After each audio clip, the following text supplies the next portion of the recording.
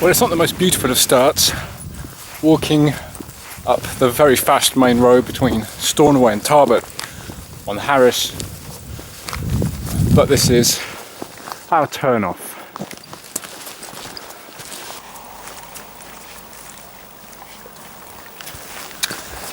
Today's walk, my penultimate full day on Harris after an amazing week, is going up the highest point on the island, An Cliseam, which is here, 799 metres. It's a Corbett, but it also means it's the highest point in the whole of the Outer Hebrides. But normally you could just do a sort of straight up and down that comes up here. That's not what we're doing. We're going to come up there and then we're going to do the full horseshoe, which goes over 1, 2, 3 more hills and then comes down and out this very boggy, apparently, glen, back down to the car, which is parked at a bridge on the bend in the road down there. I mean, it looks very snowy, but when I arrived here last Saturday, there was no snow on the hills. So this is all new. It's going to be superficial. So kit-wise, I don't have my ice axe with me. And I didn't bring my crampons. I didn't think I'd need them because the sun's now very warm and I'm pretty sure I won't need them. But now I'm here actually seeing how snowy it is. I've got half a mind thinking, ooh, maybe I will. But if that comes the case, then I just have to turn back. But I think it'll be all right. It's not actually, I mean, those ones over there, those hills, the two final ones that come down aren't actually that high. They're sort of 700 metres. Not that big. And it's only 14 kilometres the round, but we're on a path now, but fairly soon we come off this path. I have to contour around the flanks of hills across bouldery terrain. An Cliseam apparently means bouldery hill or rocky hill, which gives a hint of what is to come.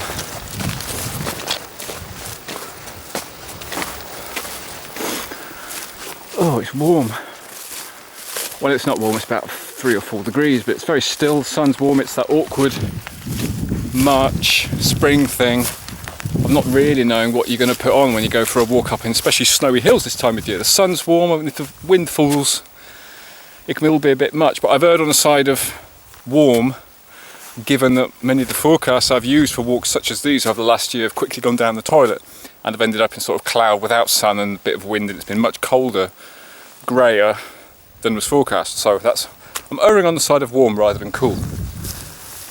Just past these couple of lochans, and this is where we leave this intermittently decent but mostly horrendously boggy path, the Harris Walkway. The name actually sort of suggests something very well surfaced, something better than this. Actually, it really is very, very boggy. So we're leaving this, and it's going to strike out now across open countryside at this high point, go up the flanks of the next hill, skirt around that, and then head up An Cliseam.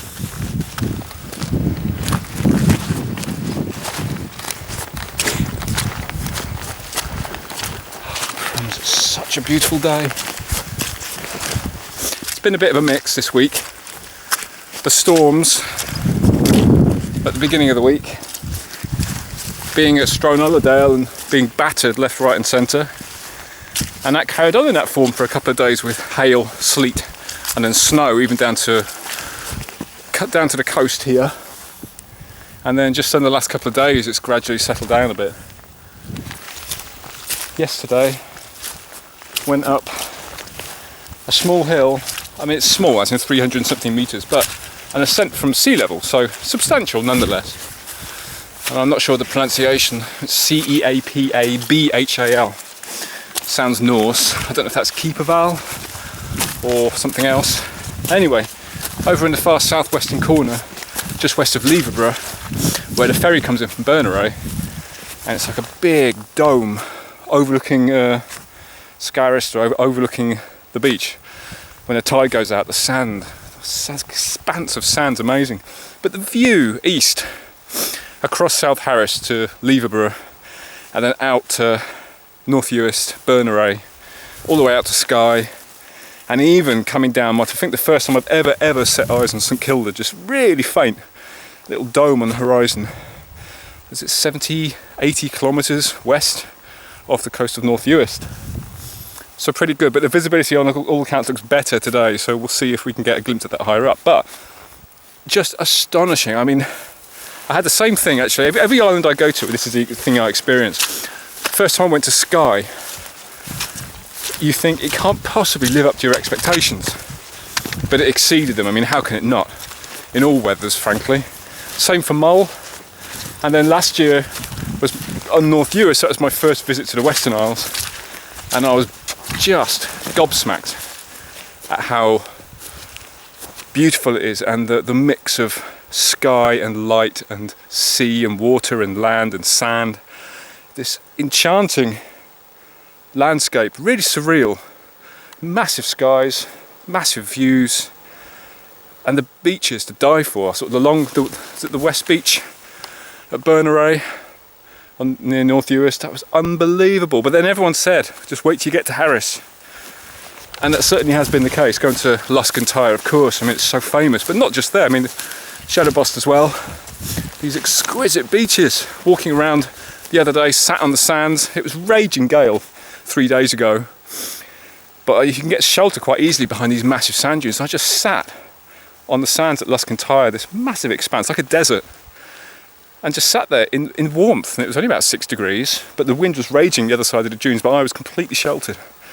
It's surreal. You just don't think it's Scotland, really. But this wee hill down by Leverborough yesterday, I've never seen scenery like that. I've never seen landscapes like that. So Harris has exceeded expectations as well, which is quite an achievement, really, considering how high your expectations are in the first place. So today, going up these hills in snow on a blue sky day, if it holds, it's more than I could have hoped for, frankly.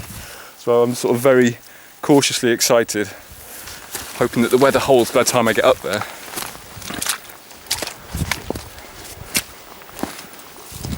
And that's the problem, really, with doing the horseshoe, I guess, is if you're doing it straight up and down, you can be up and down quite quickly. But this does require a bit more of a slog across pathless terrain to get to it. So it's going to be just a fair old while yet before we even get up there. And it's all this horrible stuff, which isn't so bad for going up. But that stuff when you come down, you can really just, there's nothing attaching all that vegetation to the ground, it just slips. It's horrendous. Anyway.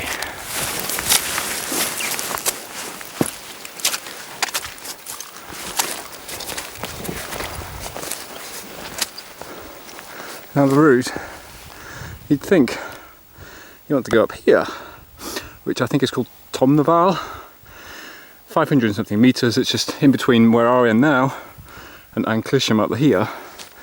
But by all accounts, the route directly up An Cliseam from Tomnaval is a no-no, really. I mean, it's very, very steep and scrambly, and I don't really want to do it when it's wet with snow. So the route goes off to the left, and you have to contour around the side of Tomnaval and then come up An Cliseam a bit further along. My impression is that most people do the route starting where at the same place, but then do it the other way around and come up these hills first. I'm not doing it that way. I'm doing it for two reasons. I'm not. Firstly, I was thinking that maybe if it clouds over, I want to be up An Cliseam earlier rather than later, just so I can get the nice big sunny views. We might be alright yet, but just in case, it's covering myself for that. But also, one of the hills over behind it, the next hill after it, if you go the other way round, it's there's a dicey scramble, and I'd rather go up a dicey scramble than come down one. So that's the other reason. That's why I've got my 4-season boots on. one of the few times they've been used actually this year, this season, this winter. It's just nice to have a bit more faith in a bit of rigidity in the sole if I'm going to go scrambling in snow. And mercifully, because it has been cold the last 2 nights, there is a bit of an icy crust. So some of the bogs are actually taking my weight just long enough while I take my step. Otherwise I think it would be horrendously boggy.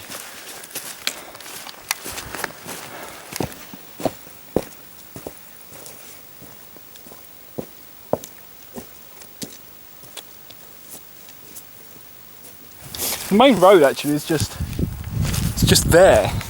Sort of wonder if it would just been as well to walk all the way up the road. At least then you've had a steady walk. But it is busy. But then you would have avoided all this slipping on this horrid stuff. And it's because a lot of the vegetation from previous years just sits on the top rotting. It's just so slippy. That's better. It's now filling my view. I feel now like the walk's actually starting proper. Like that was just such an unpleasantness, you had to get out of the way. Now this is actually, you can actually see the target. Very nice. And it gives me no pleasure to have to tell you that there's midges out here in mid-March. Although by the time I actually get around to editing and uploading this blog, I'm sure it'll be high summer and you'll all have been midged to death already.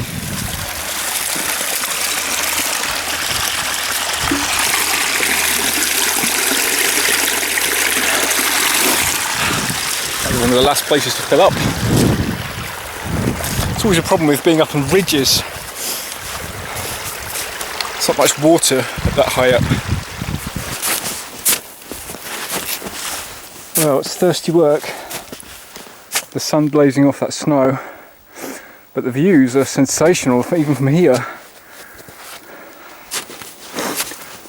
God, it's absolutely dripping. And what didn't I bring?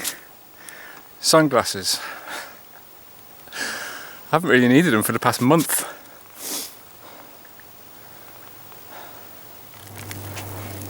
This sort of snow, I mean, it's melting quickly. It's above freezing now and the sun's very warm. It's really slippy. So it's not so bad going up, but I mean, it can be really dicey going down. We have to really take your time.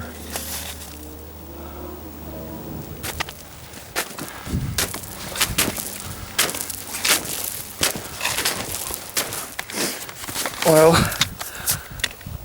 I can sense we're near the top, that we're higher than pretty much everything else.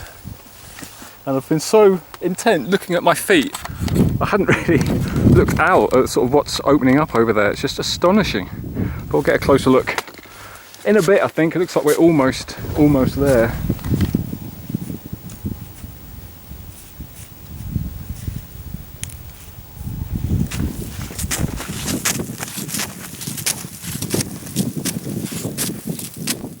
Nice deep snow to finish, I think. Surely this is it. After a few false summits, it does feel like it's coming to a point.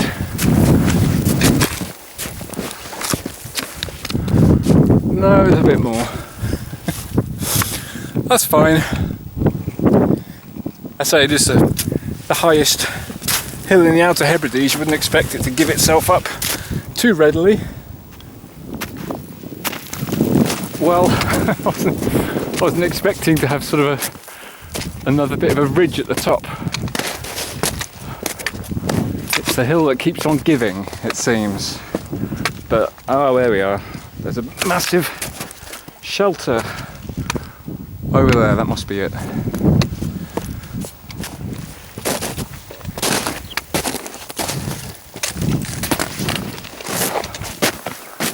Oh, finally.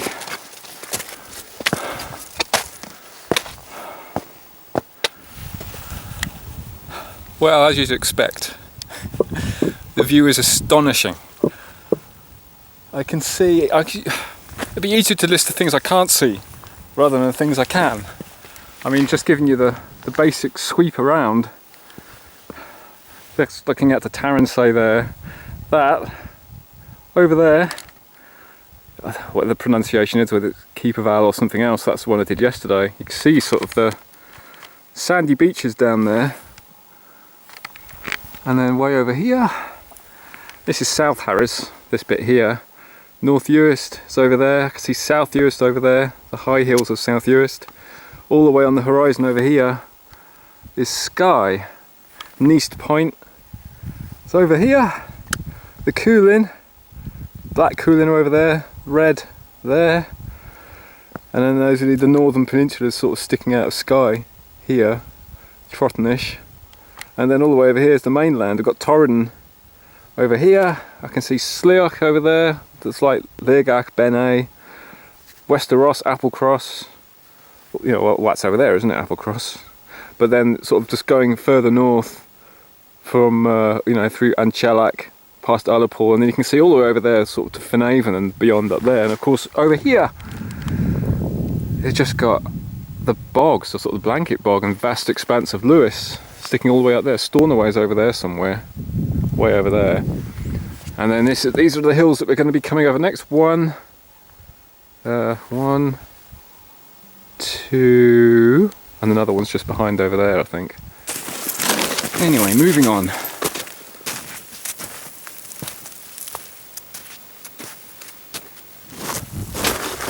So there's clearly a lot of up and down left to go, but there's something I quite like about doing it this way around, doing any ridges like this way around, is you get the big hill out the way first, and then even this, I mean, I'm not halfway round yet, but in terms of up, you know, it's nice to get the bulk of it done and out the way early in the first half, and then it just mentally, it just feels like you're on a bit of a downward slope rather than sort of going uphill, even though there's lots of up to come. Does that make sense? Snow's a lot less slushy up here, still need care because there's lots of slabby rocks underneath, and that's what catches your foot. You think you're stepping into a deep deposit of snow, and it turns out it's not. It's like a slab of rock covered in a mere dusting, and you start slipping. So nice and careful, take things slow.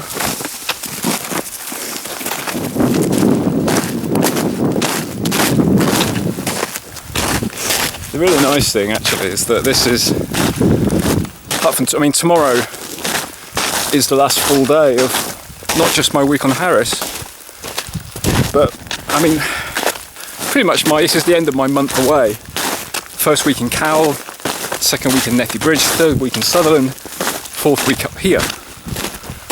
And this feels like the perfect send-off. I know I'm going to feel it later on.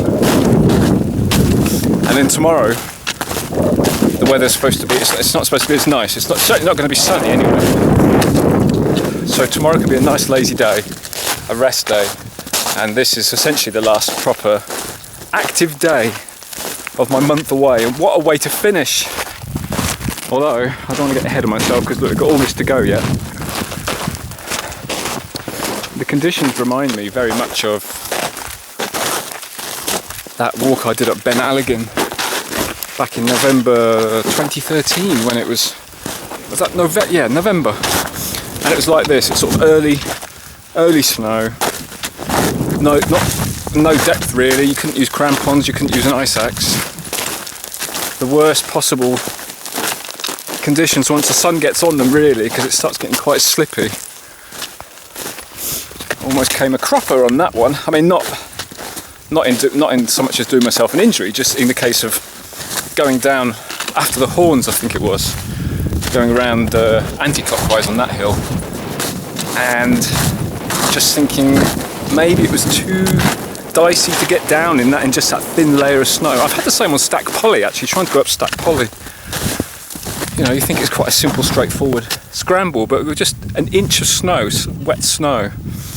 sometimes it's just not doable. You need a foot of snow so you can actually get purchase or get your ice axe, your crampons into it. An inch isn't helpful. It looks great and it's nice to be up here, but it's not the best conditions really. Oh, it feels amazing though.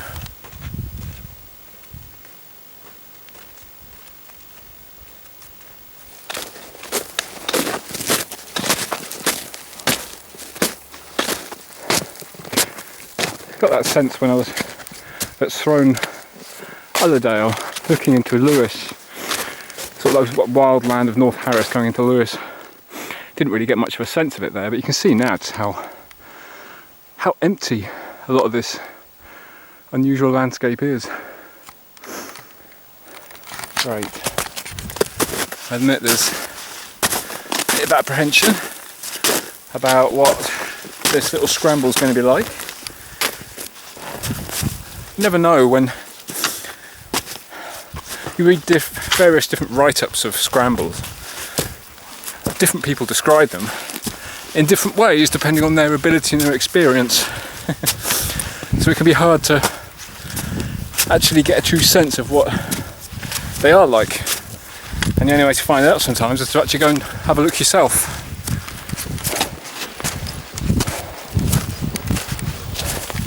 Problem being with that, of course, if it's something beyond your capabilities or it's not safe, you've got to make sure you've got an escape route, a way out. And for me, probably somewhere down there.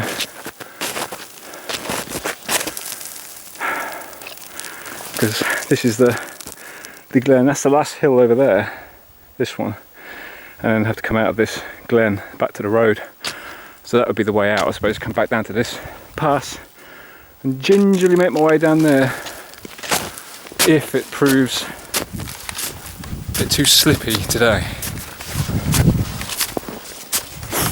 Walk Highlands mark it down as being the trickiest section of the whole route, and other people don't even mention it. It's amazing the difference, isn't it, between slopes that have had the sun, like this one, and ones that have had it less. Two different worlds on one hill.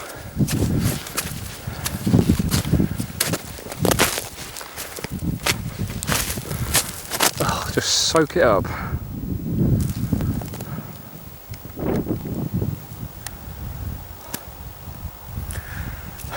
Hills by the coast, you can't beat it, eh?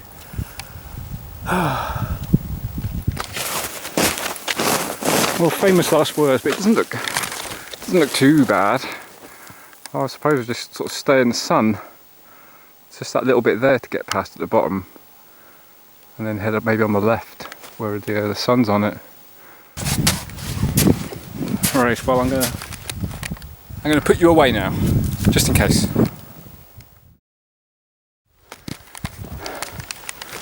Well, it was fine, just did need your hands with a bit of wet snow.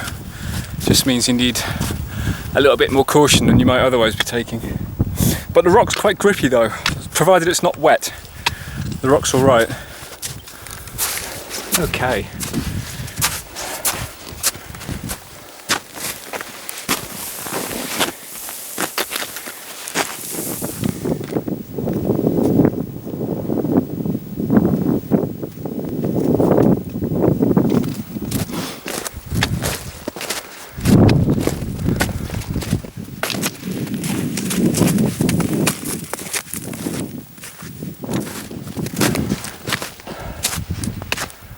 There we go, 2 down, 2 to go. 1, 2.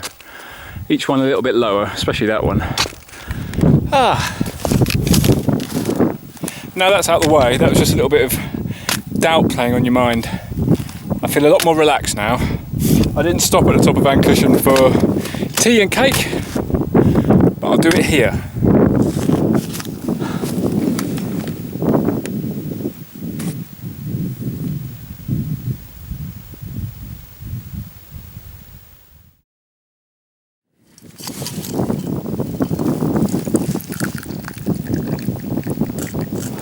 long overdue. Cheers. So much more than I could have hoped for. More than anyone could hope for, really. I mean, one of the biggest thrills for me actually is I don't know if you could see it, but I can see it now, clear as day on the horizon, St Kilda. Way over there. Out there. There on the horizon. You can see the main island to the left, and then there's there's that one that's sort of stuck over by itself. There's ice falling off. There's ice falling off everything. Yeah, I mean, clear as day. It's there.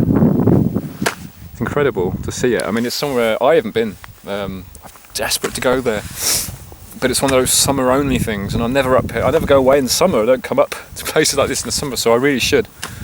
I'd love to go, but it's great just to be able to see it. Is a bit of a thrill. I don't know if that seems really sad, but it's there. It's like this mythical, legendary place. And every time I've sort of been out this way, it's been too hazy to see it, really. And there it is.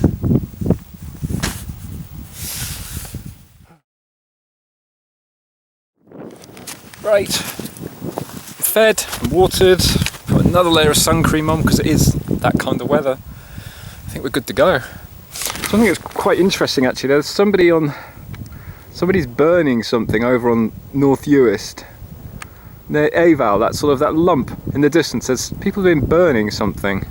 Probably Muirburn maybe, but whatever it is, it's made its own cloud hanging up above North Uist and South Uist, it seems. It's incredible just how things like that affect the weather locally. There's a massive cloud over that whole of North Uist on that side of North Uist. You can see that. It's amazing. Just because somebody lit a fire. Well, it's quite staggering when you think how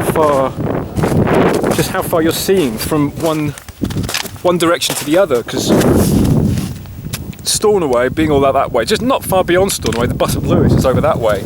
So you can see the whole of Lewis, standing on Harris, see the whole of Harris, North Harris, South Harris, Tarransay, North Uist is all in the distance there, Burnaray you can't quite see, and then South Uist at the back, and you can see South Uist sort of jutting out that way. I don't think you can see Barrow from here, but you picture what the Western Isles look like on the map, and you can see it arcing out in this big arc. You can picture it right in front of you. It's incredible, you can see that far. Wow, and the whole of Skye over there as well. I'm wondering maybe if I should just stop filming now, because I'm just sort of saying the same thing over and over again, just saying how incredible this is. I'm so lucky.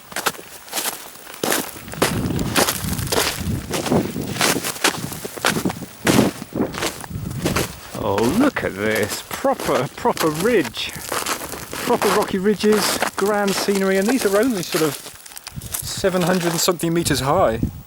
They definitely have the feel of much bigger hills.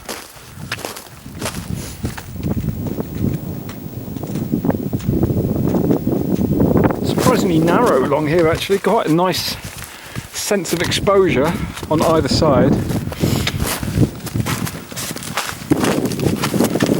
Very steep snowy slopes falling away to my left.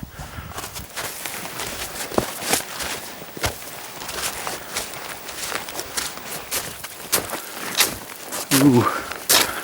Big chasms opening up onto my left. It's just stupendous architecture.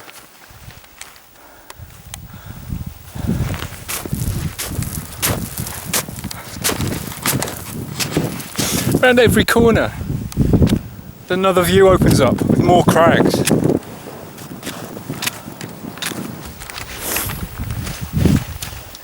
I have to admit again to being surprised at what I found in on the first day at Stroh and Ullerdale, being impressed at just how much open space there was. I don't know if I really knew how rugged the hills here were. I mean, they really are. It's fantastic. Look at those air trails.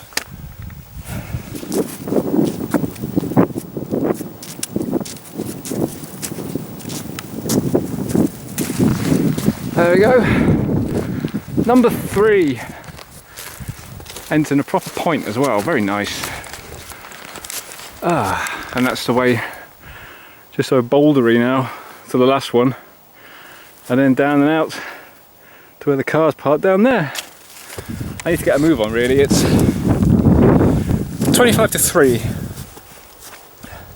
you've got 3 or 4 hours now. But I don't know, the way I faff so much with photos and this, that before you know it, you sort of, the sun's going down, you're stuck on top of a hill. By all accounts, it's a very, very boggy. One write-up I saw said it was tedious walkout. So it's perhaps not the best way to finish, but I'd rather be doing it in the daylight. I still can't quite get over it. It's outrageously fortunate. Just bonkers good fortune. These crags are so impressive. Right. Enough faffing about. So the sun's getting a bit hazy now. There's all this high level stuff coming in. It was supposed to deteriorate from the northwest later in the afternoon. This looks like this is it happening. So, onwards. Last one.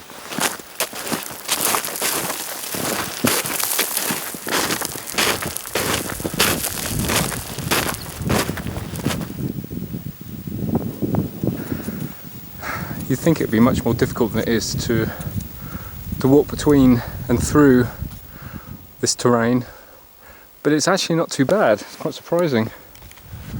Helped somewhat, no doubt. Certainly helped by having snow.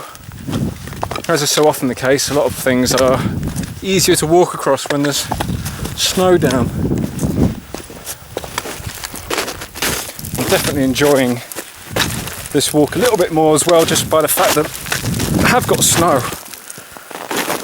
Because you get to March, especially after the winter we've had, you do start to wonder if this will be your last snowy walk of the season.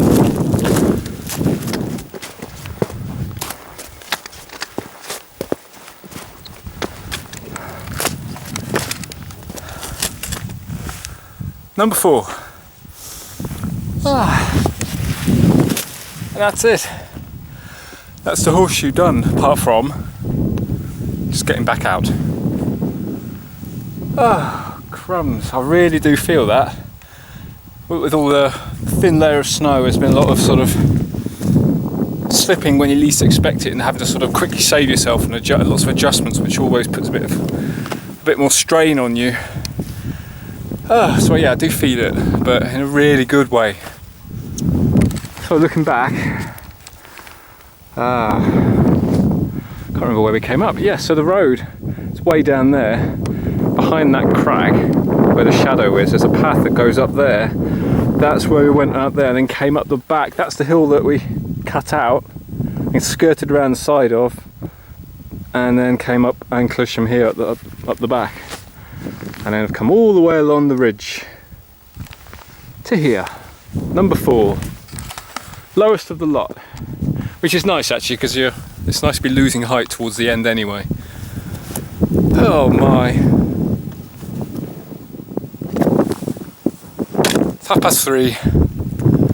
Let's get a move on and get down. Just the most astonishing day. I can't believe it. I really genuinely can't believe it. I'm just chuffed to bits. You see, everyone refers to it as, you know, a true Hebridean classic. You know, it's up there with things like the Rum Coolin and other stuff. But it is. It's like this classic, that, you know, this horseshoe, this ridge, that it really gives you a wonderful sense of the walking and the terrain here. But also, I mean, the views. I mean, to be able to see all the way up, it's pretty much the top of Lewis, and then all the way down to South Uist. It's astonishing. Right. Got to go and do the tedium now. but I'll make that do for the vlog anyway. And I'll head on down. See you next time.